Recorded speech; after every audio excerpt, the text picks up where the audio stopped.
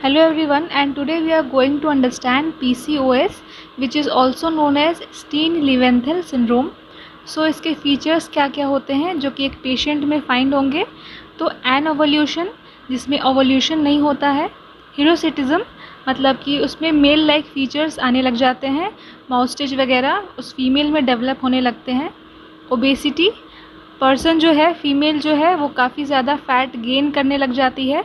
And oligomenorrhoea, menses के बीच का interval जो है वो 35 डेज़ का हो जाता है। ठीक है, जो हमारी होती है मेंसेस, तो उसका जो ड्यूरेशन होता है वो 28 डेज़ से लेके 29 डेज़ के आसपास होता है। एंड ये ड्यूरेशन बढ़ के 35 डेज़ तक हो जाता है। ठीक है। एंड इनफर्टिलिटी, जो फीमेल है वो इनेबल हो जाती है कंसीव करने के लिए।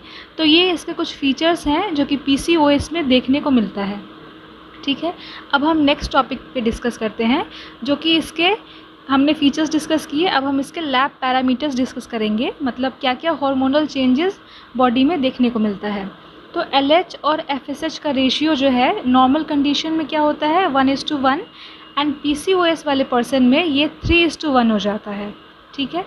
Serum testosterone, serum androstenedione and SHBG मतलब क्या हुआ, sex hormone binding globulin and serum insulin, ये सारे हार्मोन का लेवल जो है वो नॉर्मल से डिस्टर्ब्ड मिलेगा। तो ये एक तरह का इंडिकेशन है कि पर्सन में PCOS है। नाउ अब अपीयरेंस इसका डिस्कस करते हैं। तो अपीयरेंस में क्या होगा कि बहुत स्मॉल फॉलिकल्स जो हैं वो ओवरी के पेरीफेरी पे सराउंड हो जाएंगे। यूजुअली क्या होता है, ये सारे फॉलिकल्स ओवरी में यूनिफॉर्मली डिस्ट्रीब्यूटेड होते हैं, बट जब पर्सन PCOS से जब वो सफ़र करता है तो वही फॉलिकल पेरीफेरी पे सराउंड हो जाते हैं, और उसके लिए एक स्पेशल टर्म दिया गया है, स्ट्रिंग ऑफ पर्ल्स। तो अगर ये कंडीशन फाइंड आउट होता है तो ये बेसिक है कि जो पर्सन है वो PCOS से सफ़र कर रहा है। नेक्स्ट क्या है कि जितने भी फॉलिकल है उसका साइज़ जो है वो 2 से 6 mm के बीच में होता है। हर ओवरी में 10 से 12 ऐसे फॉलिकल पाए जाते हैं। स्ट्रोमा भी थिक हो जाता है, एंड ओवरी जो है वो नॉर्मल से उसकी साइज़ 2 से 5 गुना ज़्यादा देखने को मिलती है। तो ये अपीयरेंस हो गया, मतलब कि कैसा फाइंड आउट होगा ओवरी हमारा उस टाइम पे। तो ये PCOS का अपीयरेंस हो गया। अब जो नेक्स्ट टॉपिक है वो हम ये देखेंगे कि कैसे हॉर्मोन्स का इम्पैक्ट होता है।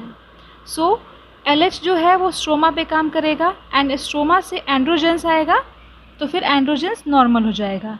अगर LH इंक्रीज़ हो जाता है तो क्या होगा, स्ट्रोमा थिक हो जाएगी, एंड जब स्ट्रोमा थिक होगा तो एंड्रोजेंस भी इंक्रीज़ हो जाएगा, जिसकी वजह से हिरोसिटिज्म देखने को मिलेगा। ठीक है।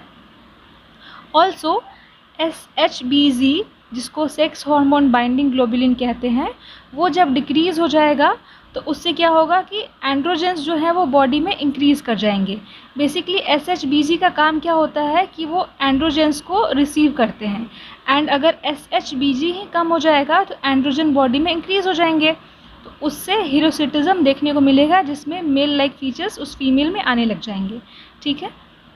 नेक्स्ट, इंसुलिन रेसिस्टेंस में क्या होता है कि less glucose Uptake in ovary, जिससे क्या होगा कि लेस एनर्जी होगी एंड फॉलिकल्स ग्रो नहीं कर पाएंगे। ठीक है।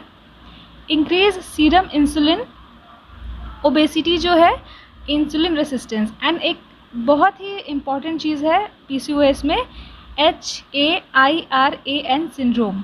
ठीक है।